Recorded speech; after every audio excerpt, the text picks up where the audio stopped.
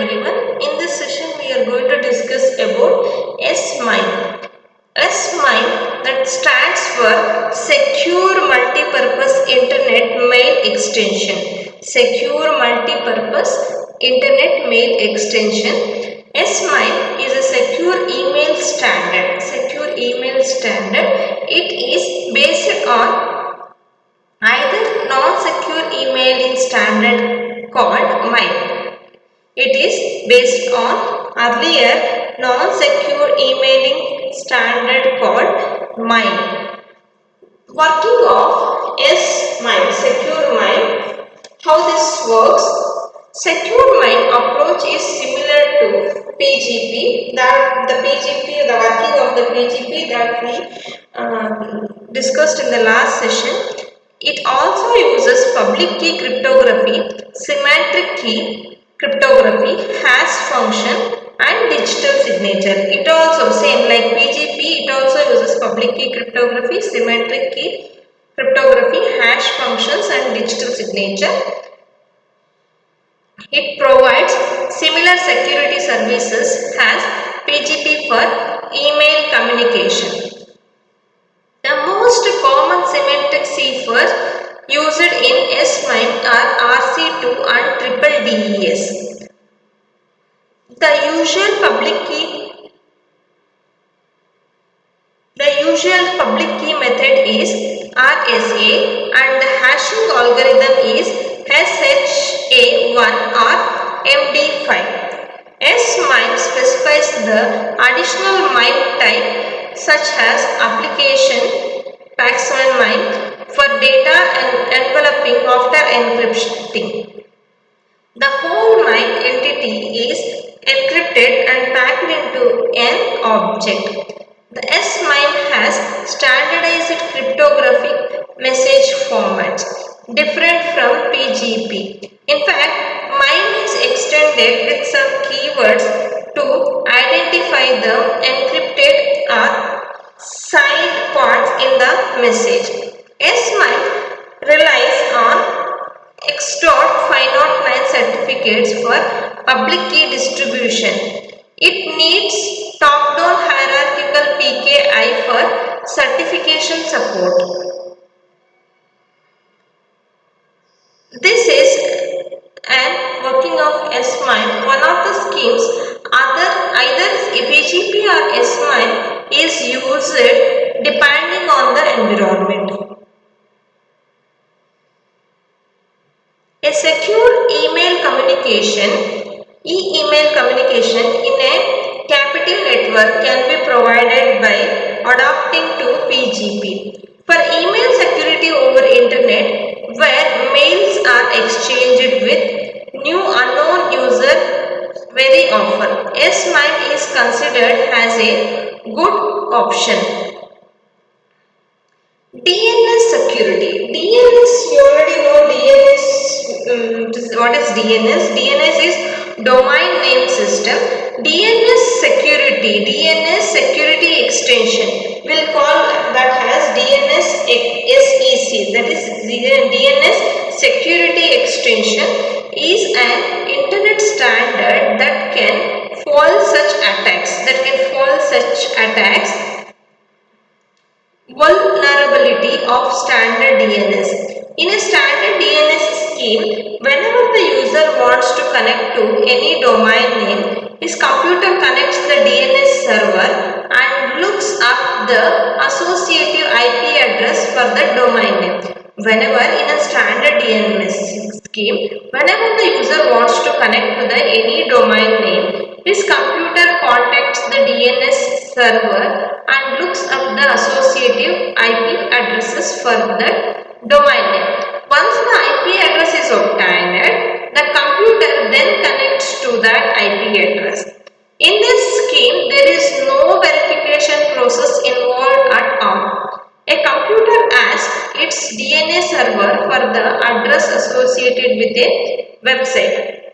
The DNS server responds with an IP address and your computer undoubtedly accepts it as a legitimate response and connects to that website. When a computer asks its DNS server for the address associated with the website, the DNS server responds with an IP address, and the computer undoubtedly accepts it as a legitimate response and connect to that website.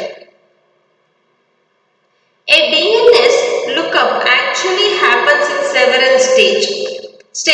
For example, when a computer asks for example any website www.tutorialspoint.com, a DNS lookup is performed in several stages. The computer first asks the local DNS server, that is ISP provided.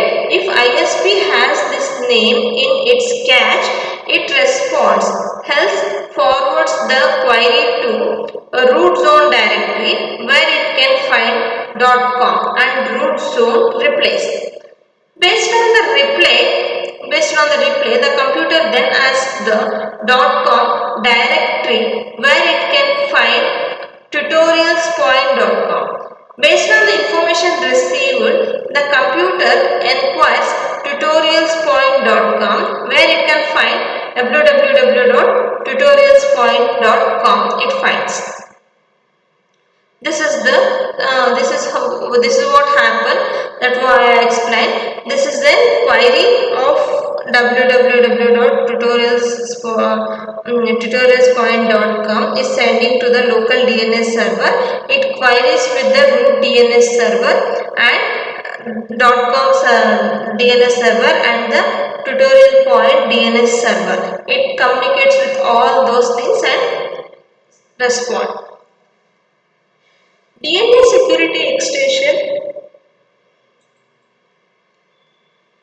DNA security extension defined DNS lookup when performed using DNS security extension, which involves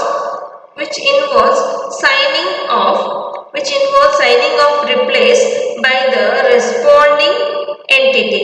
DNS security is based on public key cryptography.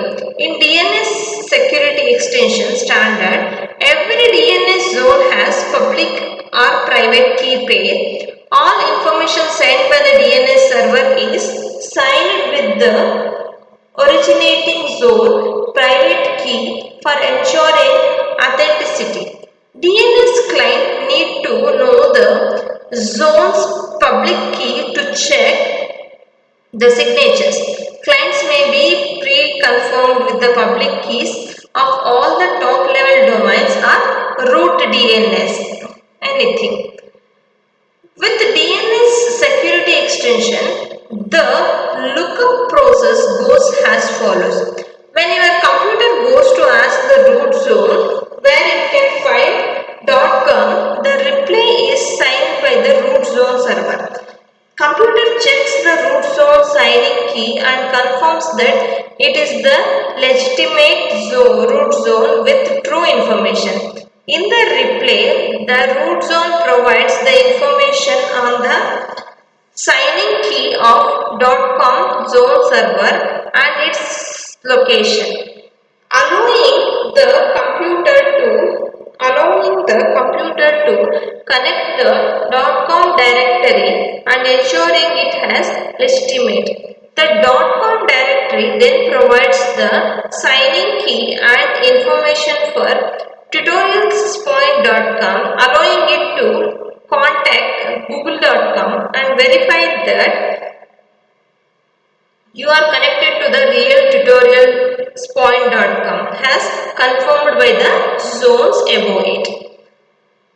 The information sent is in the form of resource record set, RR sets. The example of resource record set for domain tutorialspoint.com is in top level.com server is shown in the following table. That is domain name, time to leave, time and the value. This table shows both the server. The key record is a public key of tutorialspoint.com. The signal record is the top level.com server signed hash of the fields of NSA and key records to verify their authenticity. Its value of KCON. Thus, it is considered that when DNS security is fully rolled out, the user's computer is able to confirm that DNS responses are legitimate and true, and avoid DNS attacks launched through DNS cache poisoning. This is about this session. In this session, we discussed this MIME security, MIME, DNS security, vulnerability of standard DNS, and DNS security extension. This is about this session. Thank you.